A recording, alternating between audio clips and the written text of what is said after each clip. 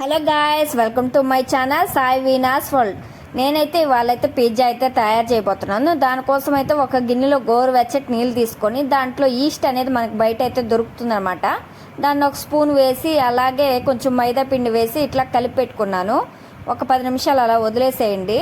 ఇంకో బౌల్లో అయితే మైదా పిండి, కొంచెం ఉప్మా రవ్వ, చక్కెర, కొంచెం ఉప్పు అన్నీ వేసుకొని ఈ ఈస్ట్ ఒక 10 నిమిషాలు ఇలా వదిలేయడం వల్ల ఇలా పొంగుతుంది. పొంగిన తర్వాతే మనం యూస్ చేయాలి, లేకపోతే అది యూస్ అవ్వదు. ఇట్లా పిండిలో అంతా వేసి బాగా మిక్స్ చేసుకొని మామూలుగా చపాతీ ముద్దలా కలుపుకోండి. నేనైతే మైదా పిండి తీసుకున్నాను. దీని ప్లేస్లో మీరు గోధుమ పిండి అయినా యూస్ చేసుకోవచ్చు. బాగా ఇట్లాగా ముద్ద చేసుకున్న తర్వాత ఇట్లాగ బాగా ఒక అరగంట సేపు కానీ ఒక 10 నిమిషాల పైన ఇట్లాగ బాగా ఒత్తుకోవాలి. ఇట్లా రుద్దుకోవడం వల్ల అయితే ఇది బాగా బఫీగా వస్తుంది. ఇట్లా సాఫ్ట్గా వచ్చినంతసేపు ఒత్తుకొని ఒక ముద్దని ఆ బౌల్లో అలాగే పెట్టేసేయండి. ఒక హాఫ్ అన్ అవర్ దీన్ని కదిలించద్దు. తర్వాత ఇదైతే బాగా పొంగుతుంది. తర్వాత ఒక ప్లేట్కి అయితే నూనె రాసుకొని ఇట్లాగ ఈవెన్గా మొత్తం పరుచుకోండి. ఇలా పరుచుకొని సమానంగా అంచులు అయితే కొంచెం వాటర్ వేసుకొని ఇట్లా చుట్టూ మడతేసుకోవాలి మనము.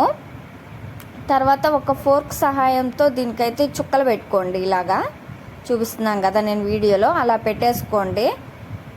తర్వాత దీనికి మైనీసు అలాగే టమోటా కచప్పు బాగా ఈవెన్గా మొత్తం స్ప్రెడ్ అయ్యేలాగా పూసుకోవాలి. ఇప్పట్లో అయితే పిల్లలైతే బయట ఫుడ్స్ ఎక్కువ ఇష్టపడుతున్నారు కదండి. బయట తినడం కన్నా మనం ఇంట్లో చేసి పెట్టడం ఎంతో సులభంగా చేసుకోవచ్చు. అసలు ఎంతో హెల్తీ కూడా మనం చేసుకోవడం వల్ల. నేనైతే బయట దొరుకుతుంది కదా చికెన్ పకోడా, దాన్ని అయితే తెచ్చుకున్నాను. మీరైతే పెనం మీద ఆయిల్ పూసేసుకొని చపాతీని దీని మీదే ఒత్తేసుకోండి. నేనైతే మర్చిపోయి ప్లేట్ మీద ఒత్తుకున్నాను. తర్వాత దీని మీద మార్చుకోవడానికి చాలా టైం పట్టింది నాకు. అందుకని మీరు అలాంటి పొరపాటు చేయొద్దు. ముందుగానే పెనం మీద ఆయిల్ పూసుకొని ఇట్లా ఈవెన్గా స్ప్రెడ్ చేసుకొని మొత్తం దాని మీదే చేసుకోండి. ఇది నాస్టిక్ పెనం అయితేనే బాగా వస్తుందండి, గుర్తుపెట్టుకోండి. నేను తెచ్చుకున్న చికెన్ పకోడా అలాగే టమోటాలు, ఆనియన్స్, అలాగే చీజు ఇట్లా వేసేసుకొని నేనైతే స్టవ్ మీద వెలిగించేసి పెట్టేస్తున్నాను. చూసారు కదా, ఇట్లాగ చేసుకోవాలి మొత్తం. అసలు ఎంత కలర్ఫుల్గా ఉందో కదా. ఇప్పుడైతే ఒక దాన్ని మొత్తం కవర్ అయ్యేలా ఒక ప్లేట్ అయితే పెట్టేసేయండి. దానిపైన ఇంకొక 10 నిమిషాలు ఇలాగే వదిలేసేయండి. చూసారు కదా అసలు చీజ్ అంతా కరిగిపోయి ఎంత బాగా వచ్చిందో.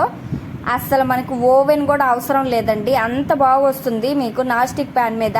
మీరైతే ఇలా ట్రై చేయండి. మీ పిల్లలు అయితే ఇంకా బయట కూడా తినడం మానేస్తారు, ఇంట్లోనే మిమ్మల్ని చేసి పెట్టమంటారు, అంత బాగా వస్తుంది.